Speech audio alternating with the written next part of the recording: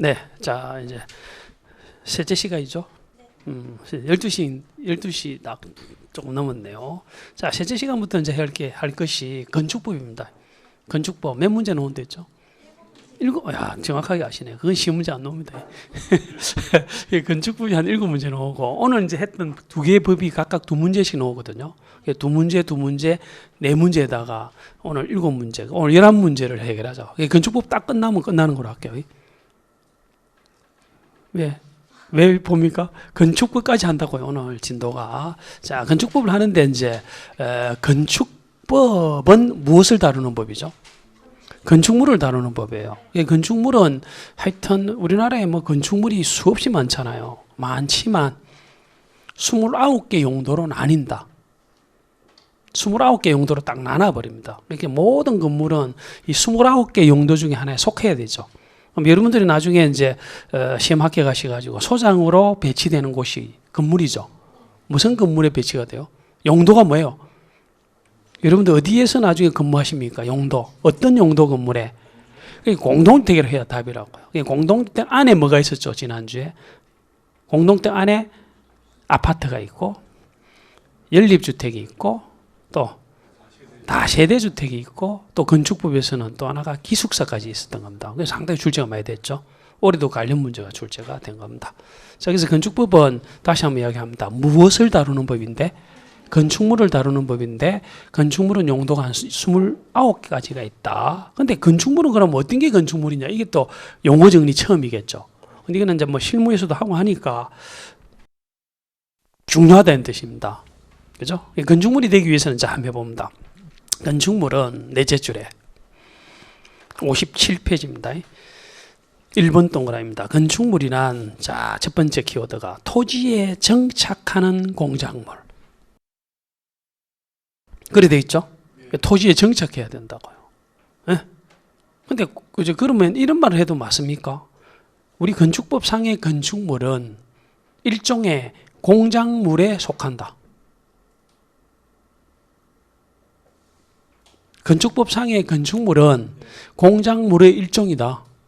맞죠? 그러니까 다시 말하면 공작물 중에서도 토지에 정착하는 공작물 중 이래 돼 있잖아. 중 다음에 보면 뭐는 있어야 되고 지붕은 반드시 있어야 됩니다. 지붕과 이래 돼 있죠. 지붕과 또는 뭐가 기둥 또는 벽이 있는 것과 이에 딸린 시설물 이래 돼 있잖아요. 그러니까 지붕은 반드시 있어야 되는데 기둥이 반드시 있어야 되는 건 아니죠. 근데 기둥이 없어도 뭐만 있으면 벽이 있으면 되는 거죠. 그건 뭐 다 이제 배웠잖아요. 그죠? 예, 그걸 이제 건축물이라 한다. 이 말입니다. 그러면 이제 공작물이 뭔지를 살펴봐야 되겠지. 공작물. 한물로 이래 쓴다 하더라고요. 공작물. 이거는 내가 볼 때는 인공적인 힘을 작동시켜서 만든 물건이에요. 인간들이 만든 물건이라고요. 그럼 이거 탁자는 공작물입니까? 아닙니까? 공작물이에요, 이것도. 공작물인데 건축물은 될 수 없지. 우선은 첫 번째 안 되는 이유가 토지에 정착되어 있지 않죠. 맞죠? 그리고 이제 이게 뭐 인천에도 그런 게 있을 것 같은데 기념탑 같은 게 있을 수도 있죠. 뭔가를 기념하기 위해서 기념탑을 토지에 정착해서 다 만들어 놨다고요. 그럼 그게 공작물인 것은 확실하죠. 근데 거기에 이제 지붕이 없잖아, 일반적으로. 지붕이 없기 때문에 이거는 그냥 공작물이지 절대로 건축물이라 안 한단 말입니다. 그죠? 근데 이게 지붕이 그래서 상당히 중요한 거예요. 그럼 우리 지금 강의를 하고 있고 여러분 강의를 듣고 있는데 이곳은 건축물 맞죠? 그럼 지붕이 있다 없다? 이건 건축물입니다. 그럼 건축물이 되는 순간 사람이 안에 들어갈 수 있죠. 그게 중요하다는 뜻이지. 지붕이 있기 때문에 그 안에서 우리가 강의도 듣고 뭐 공부도 하고 이렇게 하잖아요. 그러니까 중요하다. 그 건축물을 지을 때는 규제를 많이 한다, 적게 한다. 그렇습니다. 일반적인 공작물 있죠, 아까. 예를 들면 무슨 기념탑 같은 걸 하나 만드는 거하고 이런 건물을 하나 건축하는 거하고는 완전히 규제 모습이 달라요. 그래서 이제 건축 등을 할 때 건축물을 건축할 때는 허가가 원칙이다. 뭐가 원칙이다? 허가를 받아야 돼. 건축물을 건축할 때는 뭘 받는다? 허가를 받는 게 원칙인데 공작물은요. 허가도 필요 없고 신고도 필요 없어. 기념탑 같은 거 만들 때 그냥 하면 돼요, 원래는. 왜냐하면 공작물에 불과하기 때문에 지붕이 없고 하기 때문에요. 그러나 이 공작물도 높이가 조금 높아지면 위험할 수도 있으니 그때는 허가는 필요 없는데 신고만 하고 신고는 해야 되는 경우도 있다. 한 4번 나왔습니다. 예를 들면 뭐 옹벽 같은 게 있잖아요. 옹벽이 뚝 떨어지고 있다면 옹벽 같은 것은 공작물에 불과하죠. 옹벽 자체에 뭐 지붕이 없잖아요. 근데 옹벽을 2m를 넘는 경우만 신고야. 방금 기념탑 같은 것은 또 몇 미터지? 기념탑 6m를 넘는 경우만 신고라고요. 제가 이제 이렇게 설명하는 이유는 다시 말하면 건축물은 당연히 공작물의 일종이지만 뭐가 있다? 지붕이 있다는 겁니다. 지붕이 있고 하기 때문에 건축물은 뭘 받는다? 원칙이 허가고 물론 예외적으로 신고하는 경우도 있지만 그렇지만 공작물에 불과할 때는 허가도 필요 없고 신고도 필요 없는데 거꾸로 예외적으로만 뭐 한다? 신고한다. 이걸 먼저 좀 알아두셔야 됩니다. 그래서 건축물의 용어를 먼저 알아두시는데 근데 우리 건축법에서는 기본적인 건축물 말고도 특이한 건축물을 막 수없이 규정을 하고 있단 말입니다. 그래서 이제 첫 번째 많이 나왔던 게 고층 건물이야. 자, 3번 동그라미 한번 볼까요? 별표 한 3개도 되고요. 진짜 많이 나왔다. 고층 건물은 일단은 층수가 몇 층 이상, 30층 이상이거나 또는 높이가 120m 이상인 건축물을 말한다 이래 돼 있죠. 맞죠? 그러면 이제 출제가 어떤 식으로 나왔느냐면 근데 만약에 어떤 건물이 하나가 있는데 층수는 28층인데 높이가 125m다 하면 고층입니까? 그게 출제가 돼요. 이거나를 물어본 거야. 얼마 이상이거나 30층, 층수로는 30층 이상이거나 높이가 120m 이상인 것들을 무슨 건물이라 한다? 고층 건물. 근데 왜 이 고층 건물을 규제를 별도로 했을까요? 용어를 정리했을까요? 분명히 이유가 있는 겁니다. 여러분들 고층 건물이 되면 만약에 그 건물에 불이 났다 말입니다. 이 불이 나면 만약에 그 불이 나면 우리가 제일 있죠. 불이 났을 때 피난하기 쉬운 층이 있어. 어떤 건물에 불이 났을 때 가장 피난하기 쉬운 층이 있다고요. 피난하기 쉬운 층이 옥상이라고요. 그리고 그걸 피난층이라는 거야. 그게 주관식 문제 나왔던 겁니다. 피난층이 뭐냐 하면 직접 그죠? 지상으로 나가는 출입구가 있는 층을 무슨 층이라 한다? 피난층이라 한다. 조문이 있거든. 그게 주관식 문제 나왔단 말입니다. 무슨 말인지 알겠죠? 피난층에 있으면 별 위험성이 없어요. 근데 고층 건물이면요. 예를 들면 만약에 35층짜리 건물이 있었어요. 거기 내가 꼭대기층에 있게 되면 근데 그 건물이 불이 날 수도 있잖아요. 근데 막 고속성관계 이런 것들도 와 전부 고장 나쁘고 그러면 뛰 내려와야 되죠. 35층까지 내려오다가 잘못하면 사고 나죠. 피난층이 멀기 때문이야. 피난층이 너무 먼 겁니다. 1층이 보통 피난층이잖아. 그래서 이러한 고층 건물이든 고대에서 볼 초고층이나 준초고층 같은 경우는 의무적으로 뭐를 설치하라고 중간에 건물 중간에 피난층 용도의 뭐를 설치하는데 그게 피난안전구역이라고요. 의무적으로 뭐를 설치하라? 이게 피난안전구역 적으면 좋아요. 3, 4, 5를 묶어두시고요. 그 옆에다가 피난안전구역으로 적으면 좋습니다. 무슨 구역? 그게 이제 적어도 이제 고층급 이상일 때는 일단 피난안전구역의 문제가 발생하는 겁니다. 하도록 돼 있어 일반적으로요. 피난안전구역을 설치하도록 돼 있는 그것이 이제 고층 건물을 사실을 또는 초고층 건물 같은 걸 규제한 가장 큰 어떤 이유가 된다 이런 뜻입니다. 적었나요? 그다음에 초고층은 몇 층이죠? 50층 이상이거나 높이가 200m 이상 맞죠? 아마 인천에도 이런 게 있을 것 같아요. 서울 같은 경우에는 뭐 예를 들면 63빌딩 아시죠? 최근에 123층짜리 건물도 만들어지고 이런 식으로 이런 것들은 실제로 이제 대피 차원에서 중간에 뭘 설치하도록 돼 있다. 피난 안전구역을 의무적으로 몇 층에 설치하도록 돼 있어. 그 상상해서 나중에 보는 겁니다. 자, 그런데 조금 제가 볼 때는 이제 조금만 이제 헷갈리는 부분이 이제 뭐냐면 그럼 잘 한번 물어볼게요. 그럼 만약에 63빌딩은 고층 건물이다 맞나요?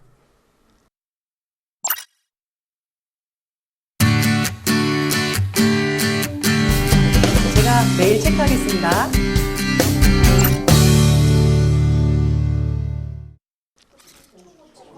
아니 고층 건물이란 맞냐고요. 그것만 답하시기 바랍니다. 고층 건물 맞습니까? 초고층도 맞죠. 그게 말이 안 되는 거야. 다시 말하면 63빌딩 하나만 딱 놓고 뭐 고층이기도 하고 초고층이기도 하게 되면 무슨 규정을 만들 때 그죠? 헷갈리는 거야. 이게 이제 입법을 잘못한 거지 내가 볼 때는. 고층은 막 그냥 갑자기 30층 이상 이렇게 하지 말고 차라리 만약에 고층 건물을 규정을 하면서 초고층이 아닌 것으로서 이렇게 한 말만 넣었으면 예? 초고층이 아닌 것으로 이러면 30층에서 49층까지를 우리는 고층 건물로 할 수도 있잖아. 근데 그런 말이 없고 그냥 30층 이상은 다 고층이니까 초고층도 고층이 돼버리잖아요. 그래가지고 규정 안 해도 될 걸 다다시 규정한 게 5번이에요. 준자를 붙여가지고요. 준초고층이 뭐죠? 고층인데 초고층이 아닌 거지. 그지? 고층인데 초고층이 아니면 층수가 몇 층이죠? 이게 고층이니까 30 이상 쫙 다 되는데 초고층을 싹 빼니까 30층에서 49층까지를 뭐라 한다 층수로만 따지면 그걸 준초고층 이렇게 되는 거지. 이게 조금 입법하면서 조금만 신경을 썼으면 정문 하나가 필요가 없는데 하나가 만들어졌다는 겁니다. 제가 이 말을 하는 이유가 있습니다. 준초고층이 주관식 문제 내지는 객관식 문제가 나올 수 있는데요. 뭔데 뭐는 아닌 거라고요. 고층인데 초고층이 아닌 거예요. 이걸 거꾸로 초고층인데 고층이 아닌 거는 이 세상에 없습니다. 아니 초고층은 항상 고층이잖아. 그러니까 준초고층 용어를 좀 정확하게 아시라는 뜻입니다. 맞죠? 그래 되는 겁니다. 자, 그리고 이제, 자, 2번 양가를 또 발표합니다. 자, 이것도 이제 우리 한글상 다중이용 건축물은 여러 사람이 이용하는 건축물, 이런 뜻이잖아요. 한글로만 보면. 근데 단순한 그런 뜻은 아니고, 그럼 너무 막연하지. 그게 여러 사람이 쓰는 게 사람이 몇 명이 쓰는 건물이에요. 이게 또 물음이 있을 수도 있잖아요. 그러니까 아예 우리 건축법에서는 다중이용 건물은 규모를 딱 정해놔본 거야. 이거 다중이용 건물 하자. 이렇게 정해놨는데. 우선 층수가 매우 중요한데요. 2번 동그라미를 또 발표합니다. 몇 층 이상이다? 16층 이상. 이게 16층 이상은 볼 것도 없다. 항상 무슨 건물이다? 다중이용. 그러면 방금 했던 뭐 63빌딩이다 하게 되면 63빌딩은 고층이기도 하죠. 초고층이기도 하죠. 준초고층은 아니다. 준초고층은 아니다. 그럼 다중이용입니까? 그렇습니다. 다중이용이지. 왜? 16층 이상이니까. 맞죠? 자, 이제 그 다음으로 이제 해야 될 부분이 바로 1번 동그라미로 올라갑니다. 다음의 용도로서는 바닥 면적 합계가 얼마 이상인 5천 이상이에요. 이게 면적이 바닥 면적 합계가 5천 이상인데 근데 건축물은 용도가 아까 몇 개랬죠?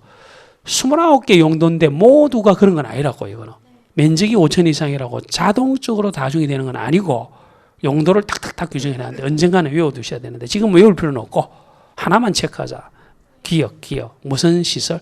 문화, 집회시설만 딱 줄 것입니다. 가로까지 뭐 할 필요도 없고 그냥 문화, 집회시설 딱 정하는. 그 옆에다가 뭐를 적느냐면 공연장 내지는 극장 이렇게 적습니다. 극장 같은 걸 우리는 뭐라 한다고요? 일반적으로 문화 및 집회시설이라고요. 가장 대표적인 거. 그래서 거기다 하나 더 적는다면 제가 여기는 뭐 인천은 잘 몰라서 그런데 세종문화회관 같은 거 하나 적어두시기 바랍니다. 세종문화회관 같은 것들이 바로 대표적인 문화집회시설이에요. 그 공연도 하고 하죠. 문화집회시설인데 이것이 만약에 5천 제곱미터 이상이다 면적이 그럼 사람들이 여럿 이제 서서 예를 들면 거기 뭔가 공연을 하는데 사람들이 한 몇백 명이 막 들어가 있는데 거기에 고장이나 보면 되죠. 고장이니까 좀 이상하네. 거기에 사고가 난다, 불이 난다든지, 그죠? 붕괴 우려성이 있다든지 이렇게 돼버리면 위험하죠. 그러니까 다중이용 건물은 여러 사람이 쓰는 건물이기 때문에 건축 과정 있죠. 건축 과정을 아주 규제를 많이 할 필요가 있다, 적게 할 필요가 있다. 많이 하기 위해서 만든 조문이 다중이에요. 맞죠? 그러니까 다중은 매우 중요하다. 다중이용 건물입니다. 다시 면적은 바닥 면적 합계가 얼마? 5천 이상인 문화집회시설 하나만 딱 해보자고요. 그리고 층수가 몇 층 이상이면 16층 이상이 된다면 이거는 용도를 불문하고 뭐다? 다중이용 건축물이 되는 겁니다. 그래서 이 다중이용 건물을 또 만들어 놓고 보니까 방금 했던 만약에 문화집회시설인데 4,990이면 어떻게 돼요? 바닥 면적 합계가. 그럼 다중이 아니죠.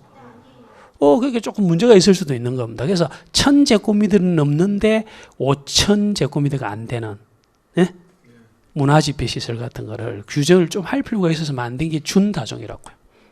그 다음에 보면 준다중 있죠. 이건 준자가 붙었지만 이건 제대로 된 거야. 왜냐하면 거기 뭐라고 딱 되어 있냐, 뭐 준다중이용 건물은 뭐 왜라고 딱 되어 있죠. 다중이용 건축물, 외 건축물로서 이렇게 되어 있는 겁니다. 면적이 얼마죠? 바닥 면적 합계가 1천 이상이면서 그 다음 페이지 보면은 여러 가지 용도가 있는데 역시 1번이 뭐죠? 문화 집회 시설이 되는 겁니다. 그럼 아까 했던 만약에 제가 이제 면적을 모르기 때문에 이렇게 질문하는 겁니다. 만약 세종문화회관이 당연히 문화 집회 시설이잖아요. 근데 그것이 바닥 면적 합계가 만약 4,500이다. 하면 준다중이용 건물이 되겠지. 5,300이다. 하면 다중이용 건물이 되는. 그걸 이제 이야기를 했습니다. 자, 그래서 건축물은 여러 종류가 있다. 그랬고. 자, 한 장을 넘기고요. 58페이지를 보면 58페이지 찾았습니까? 자, 그래서 58페이지를 보면은 4번 뗄표 몇 개 합니다. 이것도 아주 중요한 특수구조 건축물입니다. 어떤 게 이제 특수구조 건축물이라면 밑에 보면 몇 미터 이상 돌출, 3m 이상 돌출. 자, 체크하시고 3m 이상 돌출. 그 다음에 이제 밑에 2번 동그라미 보면 기둥 사이 거리가 몇 미터 이상이다? 20m 이상이다. 이런 것들을 우리는 뭐라 한다? 그 요거는 뭐 어떤 특색이 있습니까? 3m가 돌출됐다든지 기둥 사이가 너무 멀어. 이래 되면 어떤 문제가 있습니까? 한번 생각해봅니다. 그림을 한번 그려봅시다. 네? 그러니까요. 그게 무너질 우려가 있는 겁니다. 여기 이제 건물이 이렇게 하나가 있는데, 만약에 이제 이렇게 건물이 이렇게 탁 돼 있으면 별 문제 없죠. 지붕이 이렇게 되게 참 좋은데, 여기 툭 튀어나와가지고 한쪽은 이렇게 지지가 됐는데, 이쪽이 한쪽은 지지가 안 된 상태로 있는 어떤 건축물이 있을 수도 있잖아요. 근데 이런 것들은 진짜 무너질 우려가 있는 겁니다. 왜냐하면 가만히 있으면 별로 무너질 우려가 없는데, 한겨울에만 눈이 엄청나게 왔다. 눈이 막 쌓여보면 어떻게 돼요? 눈이 엄청나게 무거운가 봐요. 위험하죠. 그러니까 신설된 조문이 특수구조 건축물이야. 이런 거는 무너질 우려가 있기 때문에 유지관리도 잘해야 되지. 그러니까 눈 쌓을 때는 언제나 눈을 치우는 걸 뭐라 하죠? 제설 작업을 하도록 이렇게 돼 있다니까. 이런 걸 규제하기 위해서 만든 어떤 개념이 어떻게 보면 뭐죠? 특수구조, 위험한 것들이죠. 그리고 기둥 사이도 너무 멀어버리면 어떻게 되죠? 중간에 힘을 못 받죠. 그러니까 그런 것들을 무슨 건물이라 한다? 예, 특수구조 건축물이라 한다. 됐나요? 됐고. 그 다음에 또 꼭 알아둬야 될 부분이 주요구조부야. 주요구조부입니다. 주요구조부. 주요구조부는 6가지가 있는데 반드시 좀 알아두자. 첫 번째가 뭐죠? 내력벽. 그 다음에 기둥. 그 다음 바닥. 그 다음 지붕털. 주계단이 되는데, 근데 단수조문도 출제가 많이 됐어요. 다만 기둥 중에 무슨 기둥? 사이기둥이라든지 바닥 중에 무슨 바닥? 청바닥이라든지 보중에는 작은 보라든지 차양이라든지 또는 계단 중에 무슨 계단? 옥외 계단. 그 밖에 이하 유사한 것으로서 건축물 구조상 중요하지 않는 부분은 빼고 고유의 내력벽 이런 거 있죠. 이런 것들은 뭐가 된다? 주요구조부가 되는 겁니다. 이 주요구조부는 위험하죠. 이게 이제 뭐 문제가 있으면 위험하게 되는데, 자, 그게 바로 이제 대수선하고 연결이 되는 거거든요. 자, 이거하고 먼저 오른쪽 대수선을 먼저 한번 해보도록 합니다. 대수선 1번 동그라미가 올해 20이 아마 출제된 겁니다. 건축물의 기둥 같은 이런 것들 손대는 행위를 뭐라 한다? 기둥보, 내력벽, 주계단 등 구조나 외부 형태를 수선 변경하나 정설하는 것으로서 대통령령으로 정하는 걸 뭐라 한다? 대수선이라 한다. 그럼 대수선은 이제 오늘 6가지만 할 건데요. 총 9가지 중에 전부 주요구조부야. 주요구조부를 손대는 행위인데 2번의 기억입니다.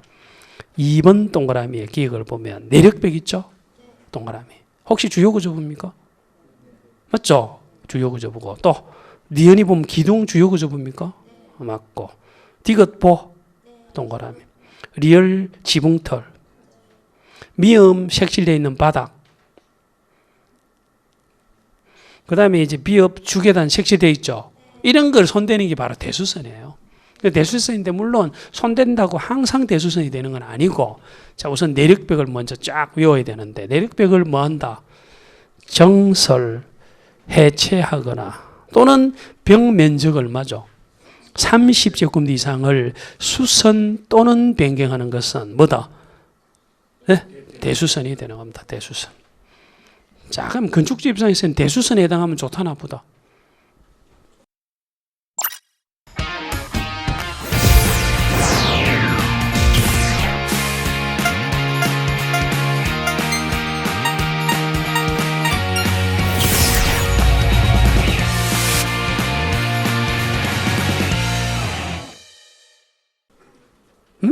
자, 이제 이상한 질문을 했던 겁니다. 칠판 보십니다.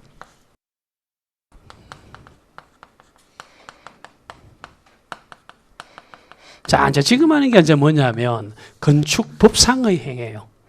이 건축법상의 행위가 이제 뭐냐면 어떤 행위를 하는데 건축법이라는 법에 따라서 해야 될 행위를 뭐라 한다? 건축법상의 행위인 겁니다. 건축법. 제가 지금 마이크 들고 뭐 말하죠.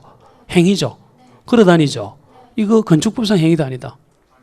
그게 건축법하고 관계없어. 그냥 허가받고 할 것도 아니고 내가 하고 싶은 말하고 듣고 하는 것들은 그냥 행위인데 건축법에 따라서 해야 될 행위도 있다 이런 뜻이지. 그죠? 그래서 그것이 이제 세 종류가 있는데요. 1번이 이제 바로 건축이고요. 2번이 뭐죠? 2번이 바로 이제 대수선이 되는 겁니다. 그리고 이제 3번 같은 경우가 이제 용도 변경인데 우리가 이제 차근차근 건축법상 행위를 하는데 지금 대수선을 하고 있다고요. 대수선을 만약 대수선에 해당되면 아까 질문한 거죠. 대수선에 해당되면 건축주 입장에서는 규제를 받는다는 뜻이지. 맞죠? 그래서 만약에 우리 이 건물의 이 벽이 내력벽이라 합시다. 이쪽 벽이 이 벽을 벽이 좀 문제가 있어 가지고요. 벽 면적 20제곱미터를 수선한다고 해보자고요. 우리 이 건물에 이게 내력벽인데 내력벽의 벽 면적을 20제곱미터를 수선하는 거야. 대수선이다 아니다? 아니니까 그냥 하면 돼. 근데 만약에 이제 30제곱미터 이제 이상이 문제가 있어 가지고요. 수선하게 되면 어떻게 돼? 허가받고 해야 되는 거야. 건축법상 행위에 보면은 오늘 다 하게 되는데요. 이 두 개는 허가받고 하라고 돼 있어. 뭘 받고 하라고 돼 있다? 아까 이야기했던 거예요. 건축물을 뭐 할 때는 건축한다든지 대수선한 때는 허가받아라. 다만 예외적으로 신고만으로 된다. 이렇게 돼 있다는 뜻이지. 건축물일 때는. 근데 이제 건축물이 아니고 공작물일 때는 이 규정을 적용 안 하고 이거 필요가 없다고요. 근데 예외적으로 신고만 하면 된다. 이런 뜻입니다. 자, 그럼 먼저 대수선 지금 1번을 지금 하고 있는 거야. 2번에 A죠. 기역인가? 기역을 지금 했단 말이야. 기역이 뭐죠? 다시 한번 이야기합니다. 기역이 내력벽 자체를 정설 해체하거나 벽 면적 얼마 30제곱미터 이상을 수선 또는 변경이죠. 자, 트레이닝을 한번 해보도록 합니다. 지금 보니까 우리 이 건물에 내력벽이 하나가 있는데 한 몇 개가 있는데 그 중에 하나가 좀 이제 문제가 있으니까 차라리 해체할 수도 있지. 하나라도 해체하면 뭐가 돼요? 그게 뭐 정설 해체라고 되어 있었잖아요. 그게 개수가 없기 때문에 그냥 하나라도 해체하면 뭐가 되죠? 대수선이 되지. 뭐가 된다? 대수선이 되지. 그게 허가받고 해야 되는 거야. 그리고 또 어떤 경우는 내력벽이 좀 부족해. 하나를 정설할 수 있죠. 그것도 대수선이 되고 역시 허가받고 해야 되는 거야. 원칙적으로. 됐습니까? 대수선 중요하다. 그 다음에 이제 2번, 3번, 니은, 디귿, 리을을 묶어 두신다면, 니은이 기둥이고, 디귿이 뭐고, 그 다음에 그 리을이 지붕틀이죠. 근데 묶은 이유는 그 다음 조문은 똑같다고요. 이런 주요 구조부는 정설 해체뿐만 아니라 개수가 몇 개 이상이죠? 이게 3개 이상이야. 이렇게 해서 이제 우리는 대수선 4개를 했다 이런 뜻이. 대수선 4개를 했었고요. 그 다음에 이제 그 미음이 조금 복잡한데 가로를 2개 합니다. 방화벽을 가로하고 닫습니다. 또 그 다음에 방화구역을 위험부터 해서 바닥 또는 벽까지를 가로 닫습니다. 자, 그런 것을 보셔야 됩니다. 근데 그냥 벽은 있죠. 별 문제 없어. 그냥 벽은 뭐 손댈 때는 뭐 대수선에 해당되는 건 거의 없는데 아까처럼 내력벽일 때는 어떻다? 대수선이 될 여지가 있죠. 내력벽. 그리고 또 방화벽도 마찬가지라고. 방금 이제 이름 가로했죠. 무슨 벽? 방화벽도 있지만 그 다음 가로인 게 뭐냐면 방화구역을 위한 벽이라고 돼 있죠. 그럼 칠판 봅니다. 칠판 요건 벽이잖아. 근데 여기 일반 벽이 아니고 우리 이 강의실과 옆에 만약 강의실이 있다면 옆에 강의실을 이제 방화구역을 위한 벽을 설치할 수 있죠. 방화벽 비슷한 거잖아. 그런 거라든지. 그 다음에 또 여기 보면 바닥이 있죠. 바닥.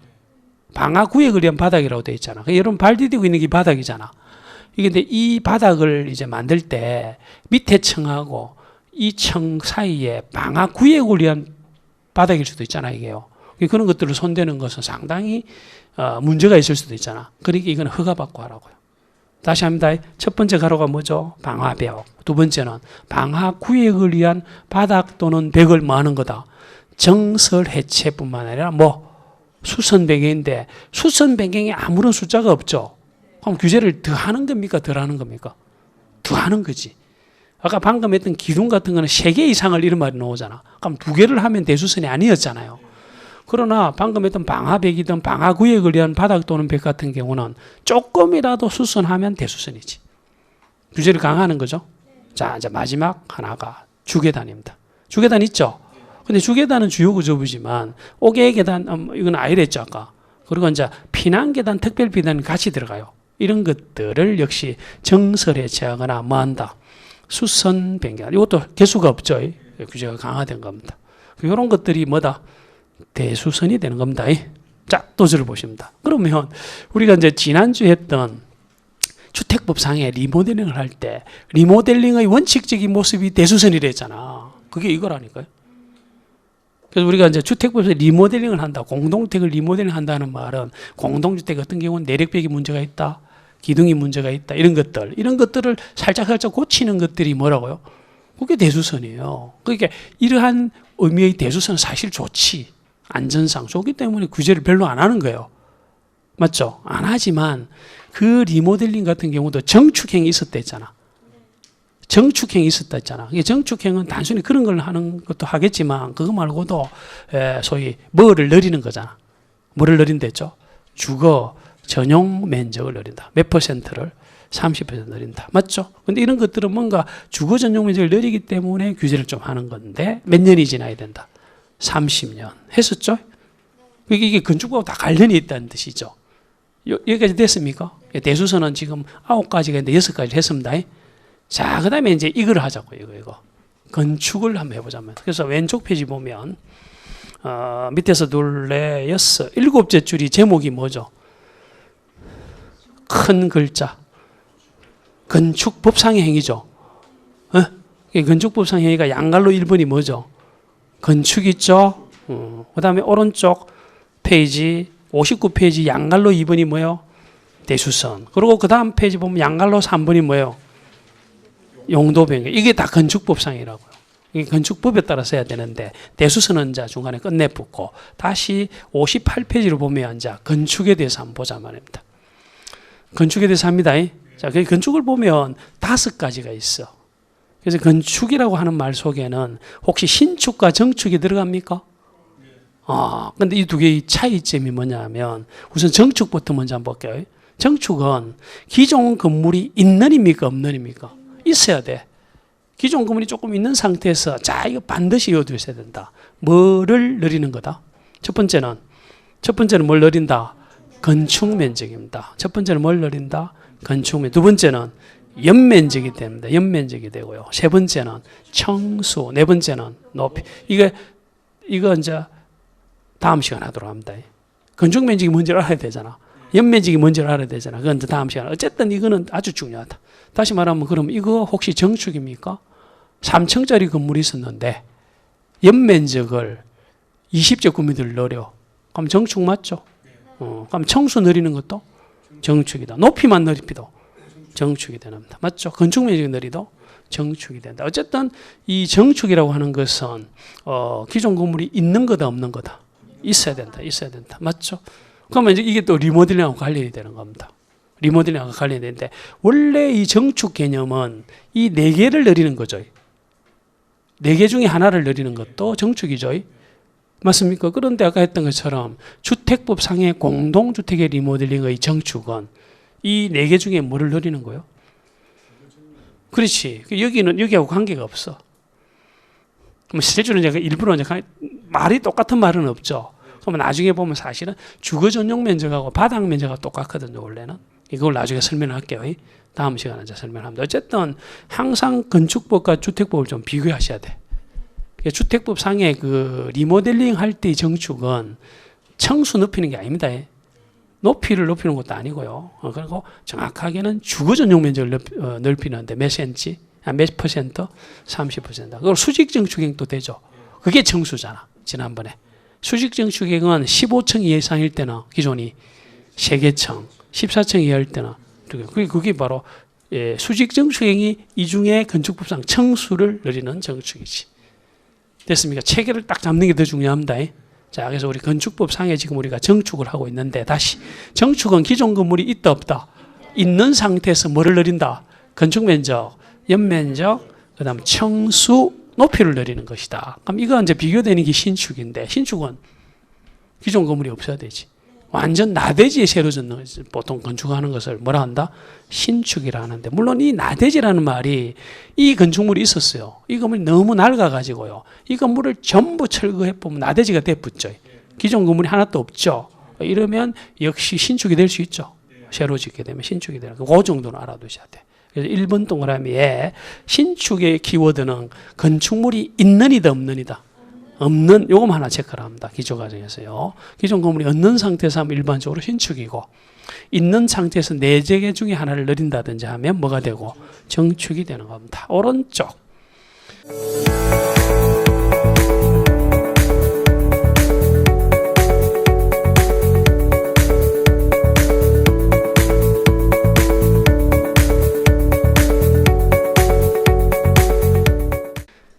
(3번과) (4번을) 또 비교할 건데요. 3번이 뭐죠?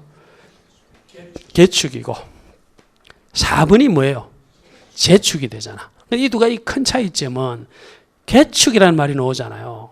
개축이라는 말이 나오면 철거를 해야 돼. 의도적으로 하는 것이 철거죠. 어떤 건물이 있다가 낡아가지고 철거할 수 있잖아요. 철거를 했는데 새로 짓는데 중요한 사실은 셋째 줄에 종전과 같은 규모 범위죠. 그걸 줄을 쫙 긋습니다. 종전과 같은 규모 범위죠. 그럼 만약에 어떤 건물이 3층짜리 건물이었었는데 이 건물을 너무 낡아가지고 전부를 철거를 했는데 새로 짓는데 똑같은 규모로 3층짜리를 짓는다 하면 이것이 뭐죠? 바로 개축이 되는 것입니다. 맞습니까? 근데 3층으로 안 짓고 2층으로 지어도 개축이 되는 거예요. 왜? 같은 규모 범위라고 돼 있잖아. 같은 규모 범위라고 돼 있잖아. 범위 속에는 적게 하는 것도 들어간다고요. 자, 중요합니다. 개축은 다시 합니다. 개축은 키워드가 둘째 줄에 보면 뭐하고 색칠되어 있는 거 철거하고 기존 건물을 뭐한다? 철거를 하고 그 대지에다가 종전과 같은 규모 범위죠. 같은 규모 범위에서 다시 축조하는 것을 우리는 뭐라 하자? 그렇게 되는 겁니다. 요거를 개축이라 합니다. 근데 개축과 재축의 차이점은 뭐냐면 개축은 좀 전에 철거해야 된다잖아. 의도적으로 철거하는데 그 다음에 재축이 되기 위해서는 멸실이라는 표현을 써요. 그러니까 예를 들면 천재지변 불이 났다든지 물난리가 났다든지 해가지고 건물이 싹 없어질 수도 있죠. 이거를 뭐라 한다? 멸실된 상태에서 하여튼 새로 짓는 것을 우리는 재축이라 할 수 있는데 읽어봅니다. 4번 재축은 건축물이 천재지변이나 그 밖에 재해로 뭐된 경우 멸실이 된 경우에 그 대지에다가 다음 요건을 모두 갖추라고 되어 있지. 모두니까 기역과 니은을 갖추라고요. 자, 기연이 중요하다. 연면적 합계를 내모합니다. 연면적 합계가 종전규모 이하라고 되어 있죠. 연면적 합계가 무슨 규모 이하다? 종전규모 이하. 자, 연면적 합계를 나중에 할 겁니다. 연면적 우리가 모르니까 아직은 설명을 나중에 하고 일단 연면적 합계가 종전규모 이하가 돼야 되고 추가적으로 니은의 A를 구별해야 돼요. 뭐도 종전규모 이하가 돼야 돼요.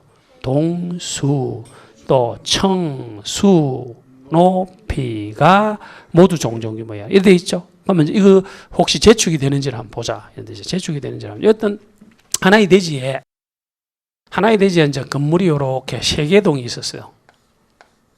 그래서 세개동이 있었는데 여기에 5층, 3층, 4층짜리 건물이 있었다 합시다. 있었는데 이게 전부 불이 나쁜 거예요. 불이 났죠? 그래서 연면적 합계가 똑같이 하는 거야. 옛날하고 이거 똑같이 5층짜리, 3층짜리 이렇게 짓게 되면 우선 자 연면적이 지금 종전규모 이하가 됐죠. 그리고 동시에 동수도 똑같죠. 1, 2, 3개동이죠. 청수도 똑같죠. 그 다음에 또 높이도 똑같죠. 그럼 당연히 재축이 되는 것이지. 그런데 이럴 경우가 하나가 또 있는 겁니다. 연면적은 똑같이 하는데 연면적하기는 똑같이 하는데, 자, 여기를 지금 4층으로 해버리고, 여기를 이제 3층으로 하고, 예? 여기를 6층으로 하고, 이렇게 되면 어떻게 돼요? 일단은 동수는 똑같은데, 청수가 지금 살짝 초과가 됐죠. 그럼 항상 재축이 안 되는 게 아니고, 바로 그것이 니은이라고요. 니은이 보면 동수나 청수나 높이 어느 하나가 종정규모를 설령 초과하는 경우를 하더라도 해당 동수, 청수, 높이가 건축법령 등에 모두 적합하다면 된다, 안 된다. 이것도 재축으로 봐주자는 겁니다. 일부가 뭐 하나가 이제 이렇게 5층인데 여기 어떤 이유 때문에 6층으로 하고 다른 거를 적게 하는, 하여튼 연면적 합계가 종정규모 이하가 된다면 뭐가 된다고요? 재축이 되는 겁니다. 됐습니까? 재축 뜻을 정확히 알아요. 이게 2년 전에 이렇게 개정이 된 겁니다. 좀 복잡하게 개정. 다시 할게요. 개축은 뭐다? 철거하고 종전과 같은 규모 범위고, 개축은 이때든 재축이 되기 위해서는 멸실이 된 상태인데 하여튼 연면적 합계는 종전규모 이하가 돼야 되는데, 원칙적으로는 동수, 청수, 높이도 종전규모 이하가 돼야 되지만 하나가 초과되더라도 건축법령을 준수한 상태였다면 된다, 안 된다? 재축이 된다는 거. 이게 아주 의미가 있는 겁니다. 그 다음에 이제 5번 발표합니다. 5번이 이제 이전인데, 여러분 이사하고 이전의 차이가 뭐죠? 자, 이상한 질문을 지금 하고 있어요. 이사 있죠? 이사는 들어봤잖아. 이사하고 이전의 차이점. 이사는 집은 그대로인데 사람이 날아가는 거. 날아가는 건 아니지. 다른 데로 가는 걸 뭐라 하죠? 이사인데, 이전은 이상하게도 집이 살짝 움직이는 거예요. 살짝 움직이는 겁니다. 너무 멀리 가면 안 돼. 그리고 살짝 갈 때 아까 했던 주요 구조부 있죠? 요걸 해체해서 다시 조립하고 하면 안 되고, 주요 구조부를 해체하지 않고 그대로 옆으로 가는 걸 뭐라 한다? 이전이라 합니다. 그래서 이전은 건축물의 주요 구조부를 해체한다, 안 한다? 해체하지 않고 다른 대지입니까? 같은 대지, 다른 위치입니까? 같은 대지에 다른 위치로 옮기는 걸로 뭐라 한다? 이전. 이것도 가능한가 봐요. 이전이 가능한가 봐요. 실제로 이거 보통 건물은 돈이 많이 들기 때문에 안 하겠죠. 근데 문화재 같은 건 실제로 하고 있습니다. 이거. 문화재가 이제 예를 들면 뭐 잘못됐다든지 옛날에 이런 경우도 있다. 누가 그런 이야기를 하던데, 일제가 있죠. 우리나라 기죽이려고 막 했던 청와대인가 모르겠다. 일단 어딘가를 막 위치를 틀은 거 이런 것도 있다대. 그거를 정상화 시킬 수도 있잖아. 방향을 틀어버린다든지, 그죠? 이런 것도 다 뭐가 됩니까? 이걸 이전이라고 그래. 그죠? 이전이라 합니다. 그리고 이제 우리 쪽에 출제가 많이 됐을 뿐만 아니라 이런 지문도 나왔어요. 이전은 건축이다. 이전은 건축이다. 맞잖아. 그러니까 우리가 앞으로 건축 말이 나오면 축자가 4개 들어가. 신축, 정축, 개축, 재축도 들어가지만 이전도 들어간다. 그걸 합해서 뭐라 하죠? 그걸 다 건축이라고 그래요. 그 다음 또 출제된 게 뭐냐면, 건축은 대수선이다. 다시다. 건축은 대수선이 아니다. OX. 그렇지, 맞죠. 대단하십니다. 그게 이것이 되면 이것이 아닌 거야. 건축과 대수선 다른 개념이야. 근데 이런 말은 또 맞습니까? 대수선은 건축법상의 행위다. 그럼 또 맞는 거고. 건축법상 행위 속에 이런 것들이 있는데 이거는 이것이 아니지. 그러나 이것도 이것이지. 말이 좀 이상합니까? 그래야 되는 겁니다. 그래서 아주 정확하게 알아주셔야 합니다. 자, 그래서 건축, 대수선, 용도 변경. 용도 변경은 뭐 용어는 어렵지 않지. 용도를 바꾸는 거지 뭐. 실제로 우리 지금 이 층이 용도가 바뀌었다고요. 몇 년 전에 여기는 학원이 아니었어. 우리 원래 학원이 7층에 있었어요. 그럼 잘 보세요. 여기는 다른 어떤 용도로 쓰고 있었겠죠. 이 5층은. 근데 이제 우리 학원이 이렇게 들어섬으로써 용도가 바뀐 거지. 근데 바뀔 때 이것도 마찬가지예요. 나중에 보면요. 이것도 건축법상의 행위죠. 건축법에 따라서 해야 되는데 그 건축법이 출제가 많이 된 거야. 용도 변경도 경우에 따라서는 허가하고 경우에 따라서 신고는 하고 해야 돼. 예? 그게 또 출제가 됩니다. 그건 나중에 기본 과정 할 때 할게요. 용도 변경은 용어만 좀 알아두시기 바랍니다. 60페이지 보면 양갈로 3번에 용도 변경은 해놓고 건축물의 용도란 60페이지입니다. 건축물의 용도란 건축물 종류를 유사 구조나 이용 목적이나 형태별로 묶어서 분류한 것을 용도로 하죠. 용도는 반드시 한 문제가 나온다고 봐야 됩니다. 건축물 중에 용도가 아까 29개를 했죠. 용도로 분류를 하는 것인데, 근데 용도 변경은 당연히 건축물 용도가 있었는데, 기존 용도가 있었는데 다른 용도로 바꾸는 것을 뭐라 한다? 용도 변경을 하는 것이죠. 건축법상 행위가 맞나요? 맞다. 그래야 되는 겁니다. 자, 여기까지 하고 조금 쉬셨다가 이제 60페이지부터 해서 다음 시간은 65페이지까지 딱 하면 끝납니다. 네, 조금 쉬었다 할게요. 그런데 말입니다. 에듀윌에선 이 모든 혜택의 유료 회원 수강료를 돌려받을 수도 있다는 사실 알고 계셨습니까? 진짜 10만 원을 주더라고요. 한 달에 100만 원 버는 친구도 봤어요. 이게 진짜 대박이라니까요. 네, 친구 추천을 하시고 친구가 유료 회원가입을 하게 된다면 10만 원을 입금해드리고 있습니다.